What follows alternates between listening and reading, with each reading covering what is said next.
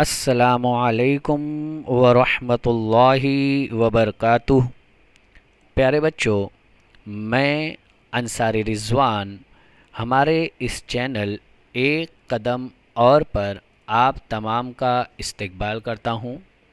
बच्चों, आज हम स्टैंडर्ड 10th साइंस सेकंड का सबक नंबर 1 तवारुस और इर्तिक़ा इसे इंशाअल्लाह ताला समझेंगे। इस सबक में जो चीज़ें हम सीखने और समझने वाले हैं वो इस तरह दी गई है कि तवारुस और तवारुसी तब्दीलियाँ किसे कहते हैं, ट्रांसक्रिप्शन, ट्रांसलेशन और ट्रांसलोकेशन क्या है, इर्तिक़ा से क्या मुराद है, इसके सबूत क्या हैं, डार्विन का कुदरती इंतखाब का नज़रिया क्या है, लेमार्क का नज़रिया इर्तिक़ा के ताल्लुक़ से क्या है, जमाती ज़हूर किसे कहा जाता है और इंसानी इर्तिक़ा किस तरह हुआ है, ये तमाम नुकात इस सबक में हम सीखने वाले हैं। आइए बच्चों, आज की इस क्लास में हम समझते हैं कि तवारुस कहेंगे किसे, हयाती खुसूसियात से क्या मुराद है, साथ ही जीन किसे कहा जाता है, DNA ये क्या है, इसी तरीके से RNA ये क्या है और इसकी मुख्तलिफ़ किस्में कौन कौन सी है। ये तमाम चीज़ें आज की इस क्लास में हम इंशाअल्लाह सीखने और समझने वाले हैं। तो आइए शुरू करते हैं तवारुस से। बच्चों, तवारुस को शुरू करने से पहले हम आपसे एक सवाल पूछते हैं कि ऐसा क्यों होता है कि इंसान के बच्चे को ही जन्म देता है, बकरी बकरी के बच्चे को जन्म देती है, कबूतर कबूतर के बच्चों को जन्म देता है, शेर शेर के बच्चों को जन्म देता है, मछलियाँ मछलियों के बच्चे को जन्म देती है। इसी तरीके से अगर हम पेड़ पौधों में देखें तो अगर हम आम का बीज ज़मीन में दबाएं, बोएं, तो वहाँ से आम का पौधा और फिर वो दरख्त बनता है। ऐसा क्यों होता है? तो बच्चों, इसका ताल्लुक़ तवारुस से है।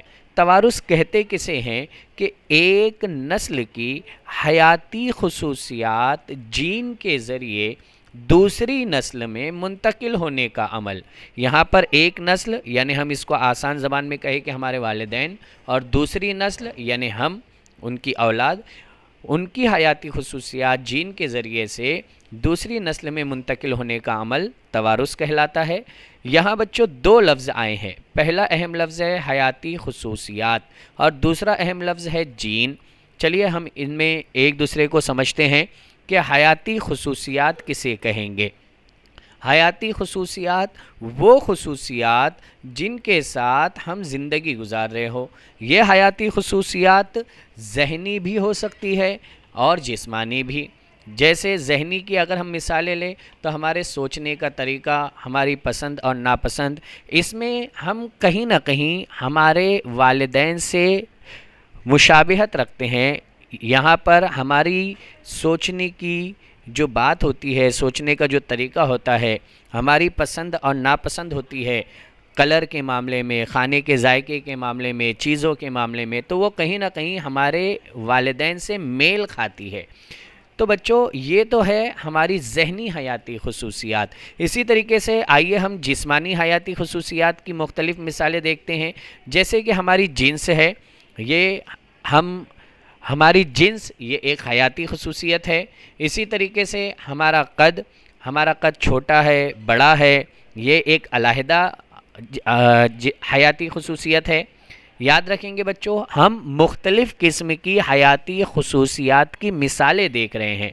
इसी तरीके से हम देखें अगर रंग, तो हमारा रंग भी एक दूसरे से मुख्तलिफ हमें नज़र आता है, ये एक अलहदा हयाती खुसूसियत है। इसी तरीके से हमारी आँखें, उसकी बनावट, उसका रंग, ये तीनों चीज़ अलग अलग अलहदा खुसूसियात हैं। इसी तरीके से अगर हम इसकी और मिसालें देखें तो हमारे बाल, इनकी जो बनावट होती है, बालों का जो स्टाइल होता है वो अलहदा है। हमारी नाक की बनावट, उसकी साख्त, ये अलहदा है। इसी तरीके से हमारे कान, उसकी बनावट, उसके जुड़ने का तरीका, ये अलहदा हयाती खुसूसियत है। इसी तरीके से बच्चों अगर हम देखें तो हमारे हाथ की उंगलियों की जो बनावट है, बाज़ी लोगों में इस तरह से ए तरह के हाथ की उंगलियां होती है, जिसमें पहली उंगली छोटी और तीसरी उंगली बड़ी होती है। बाज़े इंसानों में उंगलियों की बनावट बी तरीके की होती है, यानी पहली उंगली बड़ी होती है और तीसरी उंगली छोटी होती है। और बाज़े लोगों में सी तरीके की उंगलियों की बनावट होती है, यानी पहली और तीसरी उंगलियों की लंबाई एक जैसी होती है। तो ये एक अलहदा हयाती खुसूसियात है कि हमारी उंगलियों की बनावट कैसी है। इसी तरीके से बच्चों अगर हम देखें तो खून का ग्रुप, ये खून का ग्रुप भी एक हयाती खुसूसियत है। तो बच्चों यहाँ पर इस तारीफ़ में जो लफ्ज़ आया था हयाती खुसूसियात, तो हमने मुख्तलिफ़ हयाती खुसूसियात किसे कहेंगे ये समझ लिया। आइए अब यहाँ पर दूसरा एक लफ्ज़ आया है जीन। जी हाँ बच्चों, ये बहुत ही अहम लफ्ज़ है और जिससे बच्चे बहुत डरते हैं कि भाई ये जीन क्या है, ये कोई जिन तो नहीं है जो हमें परेशान करेगा। बिल्कुल नहीं बच्चों, जीन हम समझते हैं क्या है। देखिए यहाँ पर तारीफ़ में जैसा बताया गया है कि जीन क्या करता है, हयाती खुसूसियात को, चाहे वह हयाती खुसूसियात ज़हनी हो, चाहे वह हयाती खुसूसियात जिस्मानी हो, हर तरीके की हयाती खुसूसियात को एक नस्ल से यानी वालिदैन से दूसरी नस्ल में यानी बच्चों में ये मुंतकिल करने का काम करता है। ठीक है। अच्छा, अब सवाल ये है कि ये मुंतकिल किस तरह से करता है। जीन हयाती खुसूसियात को वालिदैन से बच्चों में मुंतकिल किस तरह से करता है। तो बच्चों ये जीन प्रोटीन की मदद से हयाती खुसूसियात को एक नस्ल से दूसरी नस्ल में मुंतकिल करता है। याद रखेंगे, प्रोटीन की मदद के बगैर जीन ये काम नहीं कर सकता। एक और चीज़ हमें याद रखनी है बच्चों कि यहाँ पर हमने मुख्तलिफ़ हयाती खुसूसियात की मिसालें ली थी। इसके अलावा भी कई हयाती खुसूसियात है जिसके साथ में हम ज़िंदगी गुजार रहे हैं। और याद रखें, हर हयाती खुसूसियत को एक नस्ल से दूसरी नस्ल में मुंतकिल करने के लिए एक अलहदा मखसूस जीन होता है। ठीक है। हर हयाती खुसूसियत, जैसे मिसाल के तौर पर हमारी आँखों का रंग कैसा है, इस खुसूसियत को वालिदैन से बच्चों में लाने वाला जीन ये अलग रहेगा। इसी तरीके से हमारा कद कैसा है, इस खुसूसियत को वालिदैन से बच्चों में लाने वाला जीन ये अलग रहेगा। हमारी पलकें कैसी है, इस खुसूसियत को वालिदैन से बच्चों में लाने वाला जीन ये अलग रहेगा।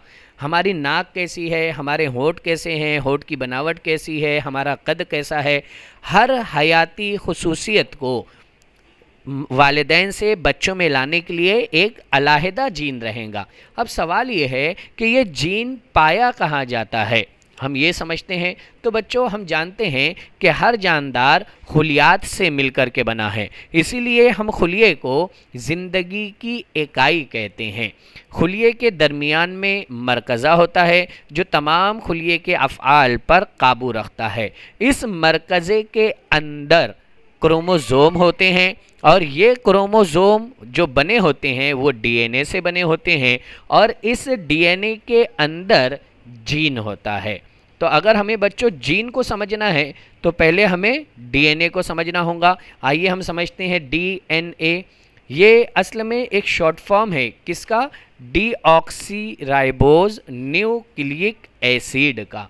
डी से डीऑक्सीराइबोज, एन से न्यूक्लिक, ए से एसिड, इस तरह से हम इसे डीएनए कहेंगे। बच्चों अगर हम इसका एनिमेशन देखें तो डीएनए की मुख्तलिफ एनिमेशन हमें नेट के ऊपर दिखाई जाती है। आइए हम इसे आसानी से किस तरह से समझ सकते हैं ये देखते हैं। बच्चों डीएनए की सालमे की साख्त तमाम जानदारों में एक जैसी होती है। सबसे पहले हमें ये याद रखना है, जितने भी जानदार हैं, चाहे पेड़ पौधे हो, चाहे मछलियाँ हो, चाहे परिंदे हो, चाहे इंसान हो या जंगलात के दरिंदे हो या और कोई जानदार हो, तमाम जानदारों में क्या रहेगा, डीएनए सालमे की साख्त एक जैसी रहेंगी। इस साख्त को 1953 में वेटसन और क्रिक ने बनाया था और इस मॉडल में बताया गया कि न्यूक्लियोटाइड के दो मुतवाज़ी धागे एक दूसरे के अतराफ लिपटे होते हैं, जैसा कि यहाँ शक्ल में दिखाया गया है कि ये पहला धागा है और ये दूसरा धागा, दोनों एक दूसरे के अतराफ लिपटे हुए होते हैं। इसलिए इन्हें दोहरा मरगोला या दोहरी कमान या डबल हेलिक्स भी कहा जाता है। अगर हम इस पेज को खोल दें तो ये इस तरह से एक सीढ़ी जैसा बन जाएगा। इस सूरत में हम कहते हैं कि इस शक्ल का मवाजना यानी ये दोहरे मरगोले का मवाजना, अगर हम इसके बल को और इसके ये जो एक दूसरे के अतराफ लिपटे हुए हैं इसको अगर हम खोल के सीधा कर दें, तब उस सूरत में हम इस शक्ल का मवाजना लचकदार सीढ़ी से भी कर सकते हैं। हम जानते हैं लचकदार सीढ़ी किस तरह से होती है। बच्चों, डीएनए का हर मरगोला, देखिए यहाँ पर हर का लफ्ज़ इस्तेमाल हुआ है, तो जाहिर सी बात है यानी डीएनए में मरगोला एक से ज़ायद है। अब वो कितने हैं हम आगे देखेंगे। अभी हम जो चीज़ यहाँ समझ रहे हैं कि डीएनए का हर मरगोला न्यूक्लियोटाइड नामी कई छोटे छोटे सालमात से बना होता है। अब ये न्यूक्लियोटाइड असल में 3 चीज़ों से मिलकर बना होता है, नाइट्रोजनी असास, फास्फोरिक एसिड और शक्कर। अगर हम इसको आसानी से समझाएं तो यहाँ पर देखिए ये जो रेड हिस्सा नज़र आ रहा है ये फास्फोरिक एसिड है। इसी तरीके से ये जो पिंक हिस्सा नज़र आ रहा है ये नाइट्रोजनी असास है, और ये जो येलो हिस्सा नज़र आ रहा है जिसके ज़रिए से तमाम चीज़ें एक दूसरे से जुड़ी है ये शक्कर है। इस तरह से फास्फोरिक एसिड, नाइट्रोजनी असास और शक्कर के एक सेट के मिलने से हमें क्या मिलता है? हमें न्यूक्लियोटाइड मिलता है। बच्चों, ये न्यूक्लियोटाइड किससे मिलकर के बना हुआ है? न्यूक्लियोटाइड जुड़ते हैं तो क्या बनता है? डीएनए बनता है। तो अगर हम ये कहें कि डीएनए न्यूक्लियोटाइड से मिलकर बना हुआ है तो ये बात भी सही है। या अगर हम डायरेक्टली ये भी कहें कि डीएनए फास्फोरिक एसिड, नाइट्रोजनी असास और शक्कर इन तीनों से मिलकर बना है तो ये जुमला भी सही है। याद रखेंगे बच्चों, कंफ्यूज नहीं होंगे। फास्फोरिक एसिड, नाइट्रोजनी असास और शक्कर का एक सेट मिलेगा तो उस सेट को हम न्यूक्लियोटाइड कहते हैं। ये फास्फोरिक एसिड, नाइट्रोजनी असास और शक्कर ये मादे हैं और इन मादों का सेट न्यूक्लियोटाइड कहलाता है। आइए बच्चों, अब हम देखते हैं कि ये न्यूक्लियोटाइड, अभी हमने क्या देखा कि डीएनए का हर मरकुला न्यूक्लियोटाइड नामी कई छोटे छोटे सालमात से बना होता है। तो अब हम इसको देखते हैं। हमने ये पहला न्यूक्लियोटाइड लिया, अभी हमने आपको इसकी शक्ल बताई, यहाँ हमने नाम नहीं दिया है, सिर्फ आपको ये बता रहे हैं कि मरगोला किस तरह से तैयार होता है। ये हमने पहला न्यूक्लियोटाइड लिया, उसके नीचे हमने दूसरा न्यूक्लियोटाइड जोड़ दिया। इसी तरीके से न्यूक्लियोटाइड एक दूसरे से जब जुड़ते चले जाएंगे तो डीएनए की सीढ़ी का एक तरफ का हिस्सा बनेगा और इसे हम पहला मरगोला कहेंगे। ठीक है बच्चों, इसी तरीके से अगर मैंने दूसरा न्यूक्लियोटाइड इसके सामने इस तरह से जोड़ा, इसके नीचे और मैं न्यूक्लियोटाइड जोड़ता चला गया तो अब हमें सीढ़ी का दूसरा हिस्सा यानी दूसरा मरगोला भी मिल जाएगा। उम्मीद है आपको समझ में आया होगा कि ये डीएनए की सीढ़ी किस तरह से बनती है और दोनों मरगोले किस तरह से बनते हैं। आइए हम इसे एक मतलब फिर से दोहरा देते हैं। देखिए बच्चों, ये हमारा इस तरफ का हिस्सा ये पहला मरगोला रहेगा और इस तरफ का हिस्सा ये हमारा दूसरा मरगोला रहेगा, और इन दोनों सीढ़ियों को जोड़ने वाला जो कदमचा रहेगा वहाँ पर नाइट्रोजनी असास रहेंगे। हमने न्यूक्लियोटाइड में देखा था पिंक वाला हिस्सा बाहर निकला हुआ था जो नाइट्रोजनी असास का काम कर रहा था। अगर हम यहाँ पर देखें तो आपको नाइट्रोजनी असास में अलग अलग स्पेलिंग नज़र आएंगी 4 किस्म की। अगर हम पूरी शक्ल में देखें तो इससे हम क्या नतीजा अखज़ करेंगे बच्चों कि यहाँ पर ये CGAT ये क्या है? जहाँ पर भी बच्चों ए आया है उसके मानी है एडेनिन के, ये एक नाइट्रोजनी असास की किस्म है। ठीक है, जहाँ पर भी यहाँ पर G आया है इस डीएनए लैडर के अंदर, वहाँ पर G से मुराद गुआनिन है, और T जहाँ आया है T से मुराद थायमिन है, C जहाँ आया है C से मुराद साइटोसिन है। इस तरह से हमने देखा कि नाइट्रोजनी असास 4 किस्म के होते हैं। याद रखेंगे बच्चों, एडेनिन, गुआनिन, थायमिन, साइटोसिन ये डीएनए में मौजूद 4 किस्म के नाइट्रोजनी असास हैं। याद रखेंगे, अगर हम एडेनिन और गुआनिन इन दोनों को मजमूई तौर पर कहना चाहे तो हम इसे कहते हैं प्यूरिन्स।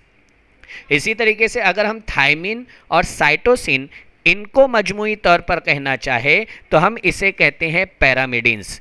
अगर आपसे सवाल पूछा जाए कि प्यूरिन्स किसे कहा जाता है तो आप कहेंगे डीएनए के सालमे में मौजूद एडेनिन और गुआनिन को मजमूई तौर पर प्यूरिन्स कहा जाता है। इसी तरीके से डीएनए के सालमे में मौजूद नाइट्रोजनी असास, थायमिन और साइटोसिन को मजमूई तौर पर पैरामिडिन्स कहा जाता है। उम्मीद है आपको प्यूरिन्स और पैरामिडिन्स भी समझ में आया होगा। बच्चों, क्या आपको यहाँ पर कोई कुछ खास जोड़ियों की तरतीब नज़र आ रही है? अगर हम इन नाइट्रोजनी असास में देखें तो क्या कोई ख़ास जोड़ियाँ हैं? तो आप कहेंगे कि सर हमेशा ए की जोड़ी टी के साथ में है। ए और टी एक दूसरे के साथ में जुड़े हुए हैं। देखिए यहाँ पर अगर हम नीचे भी देखें, यहाँ अगर हम देखें, यहाँ अगर हम देखें तो पता ये चला कि ए और टी आपस में जोड़ी बनाते हैं। ए यानी एडेनिन और टी यानी थायमिन, यानी डीएनए के मरगोले में थायमिन और एडेनिन हमेशा एक दूसरे के साथ में ही जोड़ी बनाते हैं। इसी तरीके से सी और जी ये आपस में जोड़ियां बनाते हैं। तो सी से मुराद हमारा था साइटोसिन और जी से मुराद था गुआनिन, यानी नाइट्रोजनी असास गुआनिन और साइटोसिन ये आपस में एक दूसरे के साथ जोड़ी बनाएंगे। उम्मीद है यहाँ तक के ये चीज़ें भी आपके समझ में आई होंगी। बच्चों, अब हम जो देख रहे थे न्यूक्लियोटाइड 4 किस्म के होते हैं। अब ये न्यूक्लियोटाइड किस तरह से 4 किस्म के होते हैं? सर अभी तो आपने बताया था कि नाइट्रोजनी असास 4 किस्म के होते हैं। बच्चों, आपको यही नुक्ता याद रखना है। अगर आपको ये बात याद रही कि नाइट्रोजनी असास किस तरह से 4 किस्म के हैं, एडेनिन, गुआनिन, थायमिन, साइटोसिन, ये चारों नाइट्रोजनी असास की किस्में हैं, तो आपको न्यूक्लियोटाइड की 4 किस्में भी बहुत आसानी से समझ में आ जाएंगी। चलिए हम देखते हैं। बच्चों, नाइट्रोजनी मादे 4 किस्म के होने की वजह से ही न्यूक्लियोटाइड भी 4 किस्म के होते हैं। चलिए हम पहले इतना सा इस मरगोले का हम इतना सा हिस्सा लेते हैं, तो ये हमारा न्यूक्लियोटाइड बन जाएगा। इस न्यूक्लियोटाइड के अंदर कौन सा नाइट्रोजनी असास इस्तेमाल हुआ है? मैं सवाल फिर से दोहराता हूं बच्चों, इस न्यूक्लियोटाइड में, जिसको यहाँ पर राउंड किया गया है ब्लैक से, इस न्यूक्लियोटाइड में कौन सा नाइट्रोजनी असास इस्तेमाल हुआ है? तो आप कहेंगे सी, तो मैंने यहाँ पर लिख दिया सी। तो यह हमारा हो गया पहला नाइट्रोजनी असास जिसके अंदर हमने साइटोसिन इस्तेमाल किया है। ठीक है, अब अगर मैं दूसरा हिस्सा लूँ, लेडर का दूसरे मरगोले का दूसरा हिस्सा अगर मैं लूँ, तो इस तरह से हमारा न्यूक्लियोटाइड हासिल होगा। और इस न्यूक्लियोटाइड के अंदर कौन सा नाइट्रोजनी असास इस्तेमाल हुआ है? तो यहाँ पर नाइट्रोजनी असास इस्तेमाल हुआ है जी। तो हमारी पहली किस्म कौन सी हो गई? वो न्यूक्लियोटाइड जिसमें नाइट्रोजनी असास साइटोसिन हो, ये हमारा पहला न्यूक्लियोटाइड हो गया, जिसमें न्यूक्लियोटाइड में नाइट्रोजनी असास कौन सा रहेगा? साइटोसिन रहेगा। दूसरी किस्म के अंदर ये वो न्यूक्लियोटाइड होगा जिसमें नाइट्रोजनी असास गुआनिन होगा, यानी जी रहेगा। ये दूसरी किस्म का नाइट्रोजनी असास हो गया, सॉरी दूसरी किस्म का न्यूक्लियोटाइड हो गया। बच्चों, क्या आप बता सकते हैं बकिया 2 न्यूक्लियोटाइड किस नाइट्रोजनी ऑक्साइड के साथ में बने होंगे या किस नाइट्रोजनी असास के साथ में बने होंगे? यहाँ गलती से ऑक्साइड लिखा है। तो बच्चों, आपने यहाँ बताना है कि इन दोनों न्यूक्लियोटाइड में नाइट्रोजनी असास कौन सी किस्म का रहेगा। इस तरह से हम 4 न्यूक्लियोटाइड की किस्में देख लेंगे। फिर से दोहरा देता हूँ, पहली किस्म जिसमें नाइट्रोजनी असास साइटोसिन यानी सी इस्तेमाल किया गया है, ये पहली किस्म का न्यूक्लियोटाइड है। दूसरी किस्म जिसमें नाइट्रोजनी असास जी यानी गुआनिन इस्तेमाल किया गया है, ये दूसरी किस्म का न्यूक्लियोटाइड है। तीसरी और चौथी किस्म आपने बतानी है। बच्चों, हम फिर से चलते हैं हमारे पीछे के जो चीज़ हमने छोड़ी थी कि हर जानदार खुलियात से मिलकर बना है और खुलिये को ज़िंदगी की इकाई कहते हैं। खुलिये के बीच में होता है मरकज़ा, मरकज़े के बीच में होता है क्रोमोज़ोम और क्रोमोज़ोम के अंदर होता है, क्रोमोज़ोम जिस चीज़ से बना होता है ये होता है हमारा डीएनए। अगर हम इस डीएनए की एक मखसूस हिस्से को ले, इतने हिस्से को, और इस हिस्से की ख़ास बात क्या है बच्चों कि इस हिस्से के अंदर एक हयाती खुसूसियत, कोई भी एक, आगे हम उसकी एग्जाम्पल भी लेंगे, एक हयाती खुसूसियत की मुकम्मल मालूमात इसके अंदर है। हमने ये टुकड़ा ले लिया, मिसाल के तौर पर हमने वो हयाती खुसूसियत क्या लिया? रंग लिया। हरे रंग की खुसूसियत ये हिस्सा ले करके जा रहा है। कहाँ लेकर के जा रहा है? वालिदैन से बच्चों के अंदर ये खुसूसियत इस हिस्से के ज़रिए से जा रही है तो इस हिस्से को हम क्या कहेंगे? जीन कहेंगे। याद रखेंगे बच्चों, ये हिस्सा क्या कहलाएगा? जीन कहलाएगा। जीन की तारीफ किस तरह से बयान की जाएंगी?